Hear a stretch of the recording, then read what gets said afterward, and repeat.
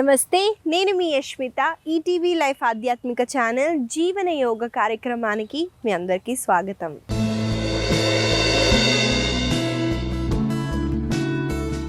ఇవాళ మన సాధన మొదలు పెడదామండి. అందరూ వెయిట్ చేస్తూ ఉండొచ్చు, వస్తుంది యోగా చేపిస్తుంది అని.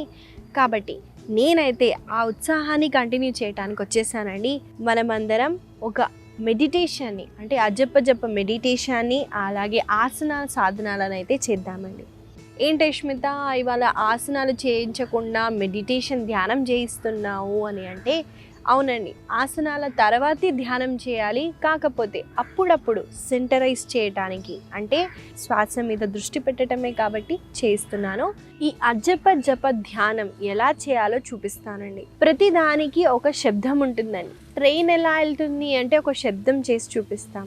డప్పులు ఎలా వస్తాయంటే అలా శబ్దాలు చేసి మనం చూపిస్తామండి. అలాగే శ్వాసకు కూడా శబ్దం ఉందండి. సోహం. సో అంటే శ్వాసని తీసుకోవటం, హం అంటే శ్వాసని వదలటం. ఒక్కసారి అందరూ ఐస్ క్లోజ్ చేసి శ్వాసని మనము సో అనుకుంటూ శ్వాసని తీసుకోండి, మీకు అర్థమవుతుంది శ్వాస శబ్దాన్ని. మళ్ళీ హమ్ అనుకుంటూ శ్వాసని వదలండి. ఇదండి శ్వాస యొక్క శబ్దం. ఇక్కడ నేను సో అన్నప్పుడు మనం శ్వాసని తీసుకుంటాము, హమ్ అన్నప్పుడు శ్వాసని వదులుతాము. చాలా సింపుల్గా ఈజీగా ఉంటుందండి ఈ అజప్ప ధ్యానం. కాబట్టి మనము కలిసి చేద్దామండి ఈ ప్రాక్టీస్ని. నేను సుఖాసనాలో కూర్చున్నాను, మీరు ఏదైనా కంఫర్టబుల్ పొజిషన్లో కూర్చోండి. కింద కూర్చోలేని వాళ్ళు చైర్ మీదైనా కూర్చొని చేయొచ్చు.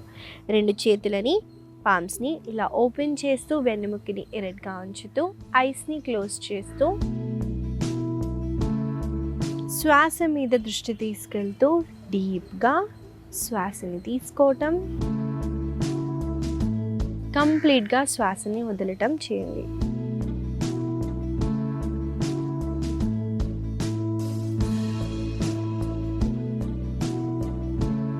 ఇప్పుడు సో అనుకుంటూ, ఇప్పుడు నేను సో చెప్పినప్పుడు శ్వాసని తీసుకోండి, హమ్ అన్నప్పుడు శ్వాసని వదలండి. సో హమ్, సో హమ్,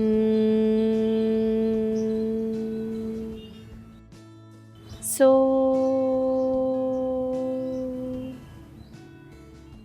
హమ్, సో hum,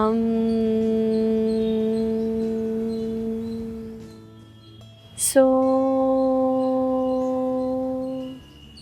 hum, so hum, so hum.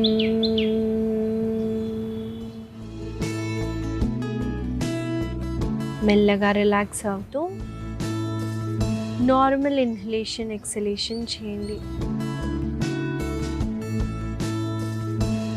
ఇప్పుడు రెండు చేతులని దగ్గరగా ఉంచుతూ మీ రెండు చేతులని కళ్ళపైన పెడుతూ డార్క్నెస్ని ఫీల్ అవుతూ మీ చేతులని ముందుగా చూస్తూ ఒక బ్యూటిఫుల్ స్మైల్తో కళ్ళని తెరవండి. ఇదండి అజప్ప మెడిటేషన్. మనము అజప్పలో మనము సోహం అన్న రెండు శబ్దాలలో శ్వాసని తీసుకోవటం వదలటం అన్నది చేశాము. ముఖ్యంగా ఈ ప్రాక్టీసెస్ చేయటం వల్ల మన మైండ్ అన్నది చాలా కామ్ డౌన్ అవుతుందండి. స్ట్రెస్ని రిలీఫ్ చేస్తుంది, అలాగే ఏకాగ్రతని పెంచుతుంది. మనము లైఫ్లో ఫోకస్డ్ ఉండాలన్నా ప్రాణాయామతో పాటు ధ్యానం చేయటం అంటే ఏమి చేయకుండా కూర్చోవటం కూడా చాలా అవసరం అండి. అంటే మైండ్ ఆటోమేటిక్గా ఆలోచనలు వస్తాయి ఇలాంటి ధ్యానాలు చేసినప్పుడు. కానీ ఇక్కడ నేను ఇన్స్ట్రక్షన్స్ ఇస్తున్నానండి. సో అంటే శ్వాసను తీసుకోవటం, హమ్ అంటే వదలటం. మీరు నేనేం చెప్తున్నానో అదే వింటూ శ్వాస మీద దృష్టి పెడుతున్నారు కాబట్టి ఎక్కువగా ఆలోచనలు రావు. నేను సైలెంట్గా కూర్చోండి అంటే ఎక్కువ ఆలోచనలు వస్తాయండి. కాబట్టి దీన్ని గైడింగ్ మెడిటేషన్ అంటారు. తప్పకుండా నా వాయిసే కాదండి, మీరు కూడా మెంటలీ చాంట్ చేస్తూ కూడా ఈ ధ్యానాన్ని చేయొచ్చు. మన ఆసన సాధనాలోకి అయితే వెళ్ళిపోదాము. ముందుగా ఏ హ్యాండ్ సపోర్ట్ లేకుండా నిల్చోటానికి ట్రై చేయండి. ఇవాళ మన ఆసన సాధనలో మొదటిగా చేయబోయే ఆసన పేరు గరుడాసన. చూసేద్దామండి ఆసన ఎలా చేయాలో. నేను స్టాండింగ్ పొజిషన్ తాడాసన నుంచి నిల్చుంటున్నానండి. అలాగే భుజాలని వెనక్కి రోల్ చేస్తూ స్ట్రైట్గా ఉండండి. ఇప్పుడు మెల్లగా ఎడమ కాళ్ళని అలాగే కుడి కాళ్ళని బెండ్ చేయండి. బెండ్ చేసిన తర్వాత కుడి కాళ్ళని మనము స్ట్రైట్గా లిఫ్ట్ చేస్తూ ఎడమ కాళ్ళతో వ్రాప్ చేయాలి. నా కుడి కాళ్ళు ముందుంది కాబట్టి కుడి చేతి ముందుకెళ్తుందండి. అలాగే ఎడమ చేతితో వ్రాప్ చేయండి. ఒక పాయింట్ పైన గేస్ చేస్తూ ఫోకస్డ్గా ఈ పొజిషన్లో ఉండండి. మెల్లగా చేతులని రిలాక్స్ చేస్తూ ఆ తర్వాత కాళ్ళని రిలాక్స్ చేయొచ్చు. గరుడాసన ఒక బ్యాలెన్సింగ్ ఆసన అని కాబట్టి మన లెగ్స్ని స్ట్రెంథెన్ చేస్తుంది, అలాగే ఫోకస్ని బాగా పెంచుతుంది. ఈ గరుడాసన చేసేటప్పుడు నేను వెనక నుంచి చూపిస్తున్నాను చూడండి. మనము కాళ్ళని వ్రాప్ చేసేటప్పుడు చూడండి, నా కాళ్ళు ఈ భాగంలో ప్రెస్ చేస్తున్నాను కాబట్టి లింఫ్ నోడ్స్ ఉంటాయండి చేతులలో కాళ్ళల్లో. అక్కడ మనం ప్రెషర్ పెట్టి ఒత్తటం వల్ల బ్లడ్ సర్క్యులేషన్ అనేది బాగా జరుగుతుంది. లింఫ్ నోడ్స్ చేతుల్లో అలాగే ఈ భాగంలో చూడండి నెక్ దగ్గర కూడా ఎక్కువగా ఉంటాయి. ఇక్కడ ట్యాప్ చేయటం వల్ల మన ఫేస్ కూడా గ్లో అవుతుంది. ముఖ్యంగా ఈ ఆసన చేయటం వల్ల బ్లడ్ సర్క్యులేషన్ కూడా బాగా జరుగుతుంది. కాబట్టి మనం కలిసి ఈ ఆసనాన్ని 2 కాళ్ళతో కొన్నిసార్లు చేద్దాము. నాతో పాటు మీరు చేయండి.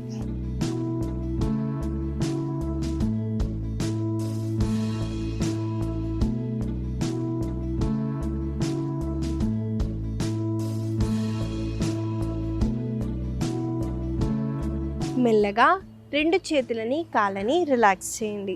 ఇదండి గరుడాసన. ఈ ఆసన వల్ల కలిగే లాభాలని కూడా చెప్పాను కాబట్టి తప్పకుండా ఈ ఆసనాన్ని మీ సాధనాలు యాడ్ చేస్తూ ప్రాక్టీస్ చేయండి. మనము తర్వాత ఆసన చేసే ముందు చిన్న విషయం అండి. నేను ముందు చెప్పానండి ధ్యానం చేయటం చాలా అవసరం అని. మన సాధనాల్లో మనము అన్నీ యాడ్ చేయాలండి. నేను ఎక్కువ వరకు ఆసనాలని చూపిస్తూ ఉంటాను. అవి చేసే ముందు ఏమేం చేయాలి అంటే సూర్య నమస్కారాలు చేయాలండి. బాడీ ఫ్లెక్సిబిలిటీ పెరుగుతుంది. దానికన్నా ముందు మనము వార్మప్స్ చేయాలి. అంటే జాయింట్ రొటేషన్స్ అయితే కంపల్సరీగా చేయాలండి. మనం అవి స్కిప్ చేసి ఆసనాలు చేయటం వల్ల బాడీ డ్యామేజ్ అవుతుంది. అలాగే ఆసనాల తర్వాత రిలాక్సేషన్ అన్నది చాలా ముఖ్యమండి. బాడీని రిలాక్స్ చేయాలి, లేదా ధ్యానంలో కూర్చోవాలి, లేదా ప్రాణాయామం చేయాలి. దీనివల్ల మనకి సాధనలో కలిగే లాభాలు అయితే అన్నీ ఉంటాయి. అంటే ఓన్లీ ఆసన చేసి రిలాక్సేషన్ వద్దు, ధ్యానం చేయము అని కాదండి. ఓన్లీ ధ్యానం చేయటం వల్ల అన్నీ అయిపోతాయని కాదండి. కాబట్టి అన్నీ మిక్స్ చేసి మనము ఏది మనకి కావాలో అది చేయటం వల్ల మనకి ఇంకెక్కువగా ఫిజికల్గా, మెంటల్గా, ఎమోషనల్గా మనకి స్టెబిలిటీ అన్నది ఉంటుంది. ఇవన్నీ మీరు యాడ్ చేస్తూ మీ సాధనాన్ని కంటిన్యూ చేస్తారని ఆశిస్తున్నానండి. తర్వాత చేయబోయే ఆసన పేరు నిరాలంబ పశ్చిమోత్థానాసన. ఈ ఆసనాన్ని ఎలా చేయాలో చూసేద్దాము. ముందుగా ఈ ఆసన చేయడానికి దండాసనాలో కూర్చోవాలి. కాబట్టి నేను ఆ పొజిషన్కి వస్తున్నానండి. 2 కాళ్ళని మనం స్ట్రెచ్ చేస్తూ దండాసనాలో కూర్చుంటాం. చూడండి 2 మోకాళ్ళు పైకి పాయింట్ చేసేలాగా పెట్టాను. ఇప్పుడు 2 కాళ్ళ అరికాలని కానివ్వండి లేదా ఈ కాఫ్ మజిల్స్నైనా హోల్డ్ చేయొచ్చండి. మీకు ఏది కంఫర్టబుల్గా ఉంటే దాన్ని హోల్డ్ చేయండి. నేనైతే నా 2 కాళ్ళ బొటన వేలని హోల్డ్ చేస్తున్నాను. బొటన వేలు, చూపుడు వేలు, మధ్యపు వేలతో మీ 2 కాళ్ళ బొటన వేలని హోల్డ్ చేయండి. ఇప్పుడు శ్వాసని తీసుకుంటూ 2 కాళ్ళని మనము కొంచెంగా వెనక్కి వెళ్తూ స్ట్రెచ్ చేయండి.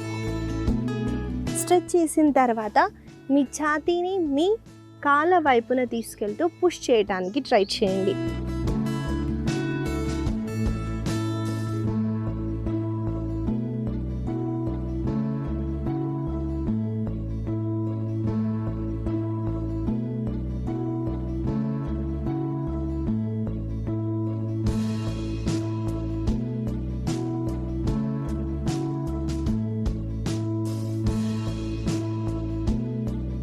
ఇదండి నిరాలంబ పశ్చిమోత్థానాసన. పశ్చిమోత్థానాసన అంటే బెండ్ ఫార్వర్డ్ అవుతామండి కాళ్ళని స్ట్రెచ్ చేస్తూ. కానీ ఇక్కడ మాత్రం బ్యాలెన్స్ చేస్తూ, అంటే మన వెన్నుముక్కలో కింద చిన్న భాగం ఉంటుందండి, టేల్ బోన్ అంటారు, అక్కడ మనం బ్యాలెన్స్ చేస్తూ కాళ్ళని పైకి లిఫ్ట్ చేస్తూ పై భాగాన్ని కూడా మనము పుష్ చేస్తున్నాము. ఈ ఆసన చేయటం వల్ల ఈ వెనకాల భాగంలో మంచి స్ట్రెచ్ ఉంటుంది, అలాగే మైండ్ని కూడా బాగా కామ్ డౌన్ చేస్తుంది. కాబట్టి ఈ ఆసనాన్ని కూడా మనం కొన్నిసార్లు చేద్దాము. చెప్పినట్టు బొటన వేలని హోల్డ్ చేయొచ్చండి, లేదా జస్ట్ లెగ్ని పట్టుకొని కూడా లిఫ్ట్ చేయడానికి ట్రై చేయండి. మరి ఎక్కువగా పుష్ చేయకండి, నెక్ పెయిన్ అవుతుంది. మీ శరీరం మీ నెక్ ఒకటే లైన్లో ఉండాలండి, ఎంత అయితే అంతే ముందుకెళ్ళండి. ఇది ఇక్కడే ఉండి దీన్ని ఇలా పుష్ చేస్తే నెక్ పెయిన్ అవుతుంది, దాన్ని గమనించండి.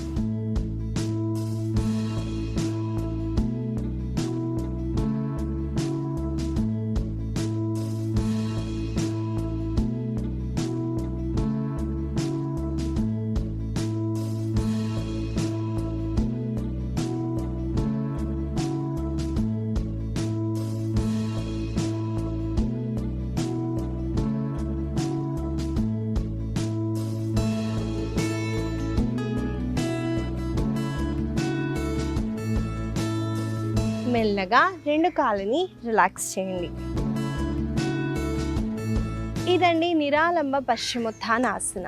ఈ ఆసన వల్ల కలిగే లాభాలని కూడా చెప్పాను కాబట్టి తప్పకుండా ఈ ఆసనాన్ని ప్రతిరోజు ప్రాక్టీస్ చేయండి.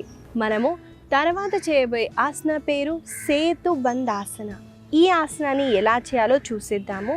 ఈ ఆసన చేయడానికి ముందుగా మన వీపు వైపున పడుకోవాలి. కాబట్టి నేను ఆ పొజిషన్కి వస్తున్నాను, చూసేద్దామండి ఆసన ఎలా చేయాలో. ముందుగా శవాసనాలో రెస్ట్ చేస్తూ చూడండి, రెండు కాళ్ళని ఫోల్డ్ చేయండి, రెండు మోకాలు పైకి పాయింట్ చేసేలాగా పెట్టండి. ఇప్పుడు నేను రెండు చేతుల సపోర్ట్తో నా సీటుని పైకెత్తడానికి ట్రై చేస్తున్నానండి. చూడండి, ఈ చేతిని నేను కింద ప్లేస్ చేశాను, అలాగే వేరే చేతిని కూడా ప్లేస్ చేశానండి. చేతులు బయట ఉన్నాయనుకోండి, బ్యాలెన్స్ చేయడం సులువుగా ఉండదు. కాబట్టి చేతులని ఎంత అయితే అంత లోపల పెట్టడానికి ట్రై చేయండి.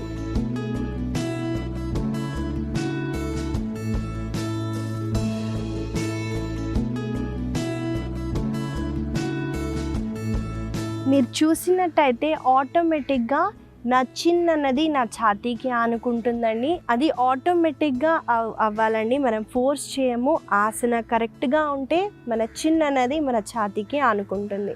ఈ ఆసనాన్ని చేతి సపోర్ట్ తీసుకొని చేయలేకపోతే ఏం పర్లేదండి, హ్యాండ్ని మనము ఇలా లెగ్స్ని హోల్డ్ చేస్తూ కూడా సీటుని మాత్రమే పైకెత్తుతూ ఆసనాన్ని సులువుగా చేయొచ్చు.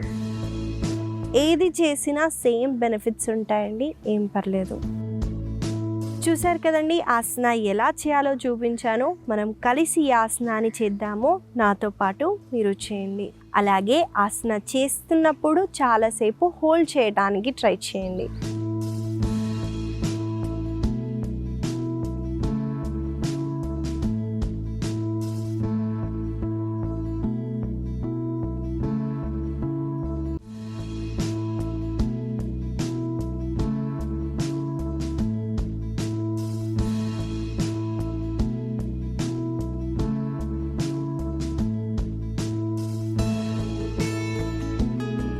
మెల్లగా రెండు కాళ్ళని చేతులని రిలాక్స్ చేయండి.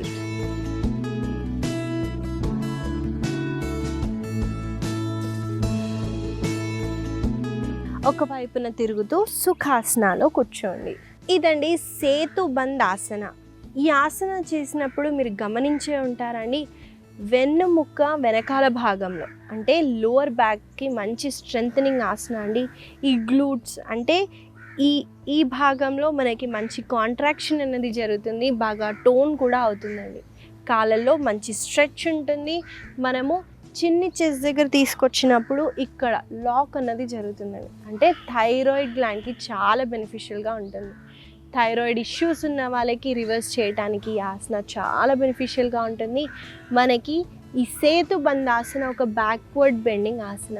మన వెన్నుముక్కకి చాలా మంచి స్ట్రెచ్ ఇస్తుంది. దానివల్ల వెన్నుముక్క స్ట్రెంగ్తెన్ అవుతుంది, అలాగే ఫ్లెక్సిబిలిటీ కూడా పెరుగుతుంది. కాబట్టి తప్పకుండా ఈ ఆసనాన్ని ప్రతిరోజు ప్రాక్టీస్ చేయండి. ఇవాళ మన సాధనలో తర్వాత చేయబోయే ఆసన పేరు మకరాసన. దీన్ని ఇంగ్లీష్లో క్రొకడైల్ పోజ్ అంటారండి.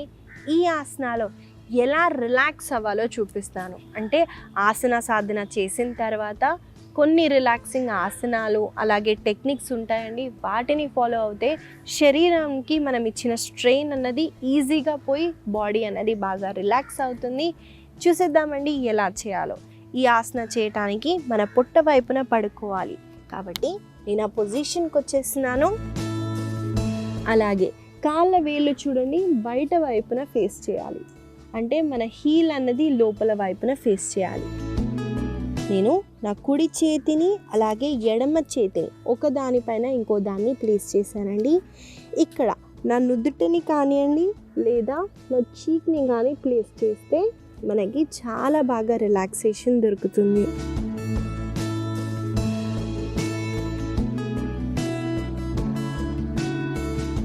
ఇక్కడ మనము మకారం సౌండ్ అయితే చేస్తున్నామండి. చూడండి.